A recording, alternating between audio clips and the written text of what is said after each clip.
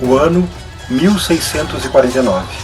O local, no Morro dos Guararapes, em Pernambuco. Portugueses, negros e índios lutaram bravamente, lado a lado, mostrando toda a sua inventividade, estratégia e coragem. Em menor número, com poucas armas e contra um exército experiente, equipado e preparado. Esses heróis brasileiros venceram e expulsaram os invasores holandeses de nossas terras.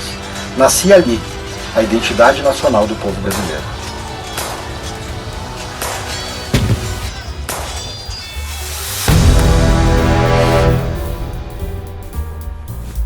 O nosso muito obrigado à GBOX, Previdência e Seguro de Pessoas, essa parceria de sucesso que nos ajuda a chegar quinzenalmente até vocês, levando o nosso trabalho de pesquisa. Nosso muito obrigado a você que já acompanha o nosso canal, ajudando com comentários, divulgando aos seus amigos. Isso é muito importante para nós. E o nosso bem-vindo a você que está chegando agora e conhecendo o nosso canal. Não esqueça aí de deixar o seu joinha, inscrever-se no nosso canal. Isso é muito importante para que a gente aumente a relevância para o YouTube dos nossos vídeos. Dando continuidade à nossa série Heróis Brasileiros, trazemos uma história que atualmente não é muito ensinada na maioria das escolas, quase esquecida pelo povo brasileiro, mas fundamental para o entendimento da nossa história e das nossas origens como nação e como povo, a Batalha dos Guararapes. Em 19 de fevereiro de 1649, 370 anos atrás, foi travada uma das batalhas mais importantes no território onde hoje é o Brasil, a Segunda Batalha dos Guararapes, em Pernambuco, quando tropas luso-brasileiras derrotaram o exército neerlandês e iniciaram o fim da Nova Holanda no Nordeste brasileiro. Guararapes é uma palavra indígena de origem tupi, que significa estrondo de tambores. Agora, por que os neerlandeses, muitas vezes chamados de holandeses, estavam no Brasil? Por cerca de 30 anos, boa parte do atual Nordeste brasileiro era colônia da Companhia Neerlandesa das Índias Ocidentais. Na época, era principalmente a parte leste da capitania de Pernambuco. A origem dessa ocupação está na União Ibérica, período entre 1580 e 1640, quando Portugal e suas colônias estiveram dentro dos domínios da coroa da Espanha, já que as duas coroas estavam na mesma cabeça, de Filipe II, rei espanhol da família Habsburgo e cujo nome motivou o nome das Ilhas Filipinas, hoje um país. Em 1578, os portugueses foram derrotados na famosa Batalha de Alcácer Quibir, com a morte do jovem rei português Dom Sebastião. Como seu corpo nunca foi encontrado, ele tornou-se uma figura quase mítica, cujo retorno como salvador da pátria era esperado e com um forte impacto na cultura luso-brasileira, o sebastianismo. A morte do rei significou o fim da dinastia de Avis, e seu sucessor era seu tio, um cardeal idoso que morreu em 1580. Começou uma crise de sucessão, que é um nome chique para uma briga de família pela herança. 3 pessoas reivindicavam o trono de Portugal. A maioria dos membros do Conselho de Governadores do Reino de Portugal apoiou Filipe II e declararam-no sucessor legal da coroa. Ocorreu uma breve guerra, mas os exércitos espanhóis foram decisivos na vitória do novo rei. A união de coroas significou que Portugal perdeu muito de sua independência, embora nobres lusitanos tenham garantido títulos e postos importantes. Até aquele momento, Portugal era conhecido como um império mercantil, sem envolvimento em conflitos europeus. Já a Espanha dos Habsburgo era o maior império da época, envolvida nas principais crises e disputas. Por isso, o que Portugal mais herdou da Espanha na União Ibérica foram inimigos. Um desses inimigos foram os neerlandeses, envolvidos na Guerra dos 80 Anos ou Revolta Holandesa. O território dos Países Baixos era dominado pela Espanha e lutava pela independência. A guerra também tinha um fator religioso, já que os neerlandeses eram em maioria protestantes, dominados por uma potência católica. Junto com esse conflito, e também com aspectos religiosos, tivemos uma guerra ainda maior, a Guerra dos 30 Anos. Como as coroas de Portugal e da Espanha estavam unidas, os reis espanhóis arrastaram o Império Português para as guerras. Até mesmo os ingleses, tradicionais aliados de Portugal, se tornaram inimigos. Uma das medidas dos conflitos foi a proibição do comércio das posses espanholas com os portos e as companhias neerlandesas. Isso afetava diretamente o comércio do açúcar produzido em Pernambuco, já que os neerlandeses eram os principais investidores na indústria açucareira. Após alguns ataques militares neerlandeses contra o território do Brasil, uma expedição conquistou a capitania de Pernambuco em 1630, com os objetivos de recuperar o prejuízo e atacar uma região menos protegida do inimigo. A administração da Nova Holanda e seu governo, como conhecido Maurício de Nassau, é um tema para uma nerdologia próprio. Ele fundou a cidade Maurícia, que é a atual Recife. Aqui vamos focar na formação e no fim da Nova Holanda, que não foi recebida de forma passiva.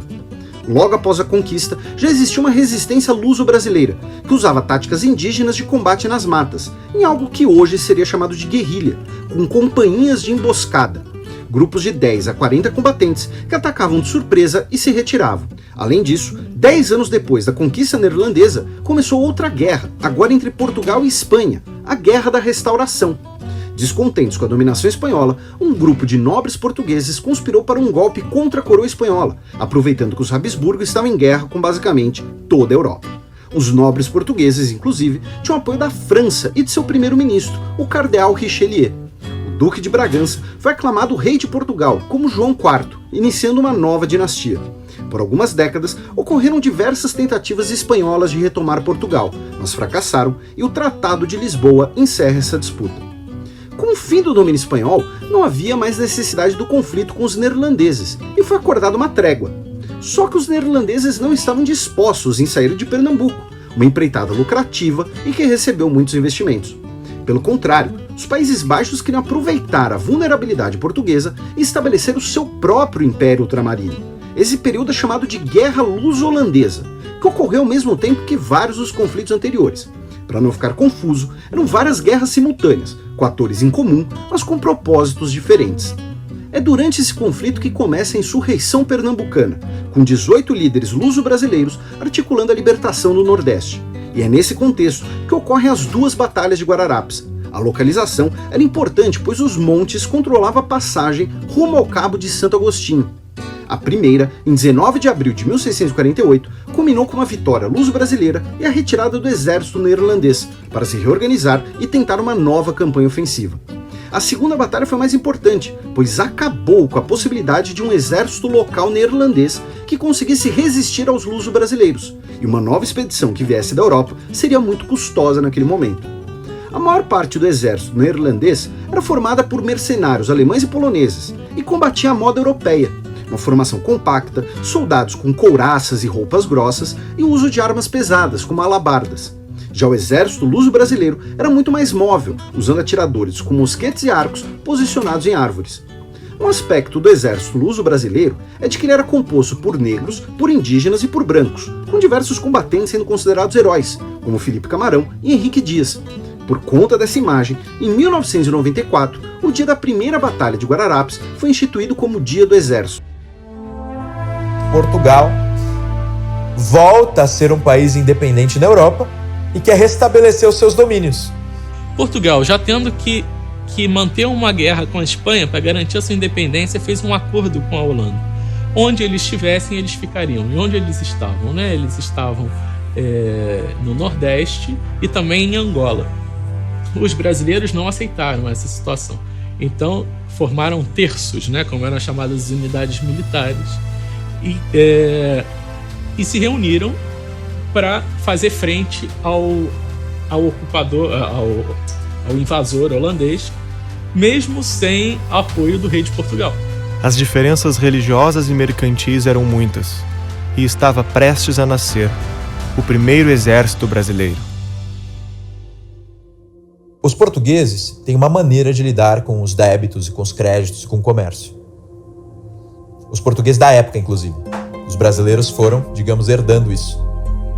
Chegam os holandeses com outras práticas comerciais. As práticas comerciais são de pontualidade absoluta, juros contínuos e constantes e altos. E eles tentam implantar isso aqui. Foi um dos motivos de revolta, já que eu disse que essa civilização nacional, ela nasce dessa mistura entre mentalidade medieval e mentalidade moderna. A mentalidade holandesa era muito mais moderna nesse sentido. Então era tudo o quê? Otimização para melhores resultados. Não tinha essa relação de pensar no outro, entender, tá bom, hein? A próxima vez você vai pagar. Não tinha isso. Era, vim aqui cobrar. Não vou dar. Então a tua casa é minha agora. Como assim? Tchau! Como eles eram mais formais, eles tinham uma visão diferente dos escravos e dos índios, então eles deixavam os índios mais afastados e eles tratavam os escravos com mais dureza. Então é uma coisa que caracteriza os portugueses também, essa maior familiaridade, capacidade de diplomacia e de gerenciamento de amizades, né? Aristóteles mesmo dizia que a amizade é um dos fundamentos da sociedade política. Essa insatisfação deu origem à Batalha de Guararapes, onde índios, negros e portugueses se juntaram para expulsar a Holanda e reconquistar o território perdido. Então era uma batalha que unia o quê? Primeiro, uma reconstituição de Portugal como nação independente. Segundo ponto, você tinha uma batalha de católicos contra protestantes. Terceiro ponto, você tinha modos de vida competindo. Então, o modo de vida holandês, que defendia uma certa liberdade religiosa, mas que era muito rígido com os negócios. Ou o modo de vida português, que era mais rígido com as questões religiosas e mais tolerante com os negócios. Você cria, então, um monte de problemas e acontece uma guerra. Você vê quadros dessa batalha, você vê lá grupos, né, grupos bélicos negros e índios. Né? Você tem Felipe Camarão, por exemplo, era um líder indígena. Então você tem o mito de que na Batalha de Guararapes você tem primeiro um pré-exército, né? É como se fosse o primeiro momento aí do exército brasileiro. E em segundo lugar você tem as três raças unidas contra o elemento invasor. E em terceiro lugar você tem os católicos lutando contra os protestantes, querendo tergiversar, os protestantes e os judeus, querendo tergiversar então a fé católica do Brasil. Quando uma armada holandesa tomou conhecimento do Brasil, era um retrato do estilo colonial de seu tempo, desagregado, impreciso e separado por distâncias enormes que disseminavam a população pelos engenhos de açúcar. Já em 1654, quando Recife foi reconquistada, havia ali um único povo. Dentro de um curto tempo, foi achada a fórmula brasileira. Aliados contra intrusos, índios, brancos e negros, incentivados pelo seu amor à terra adotiva ou do berço e apegados aos seus modos de vida, carregaram em si o desabrochar da brasilidade. Havia chefes militares europeus como Fernandes Vieira, índios como Felipe Camarão e negros como Henrique Dias. A luta gerou um sentimento de identidade com a própria terra e deu origem ao primeiro exército brasileiro. O holandês foi retirado, mas ficava o espírito de regionalismo que não mais se perderia.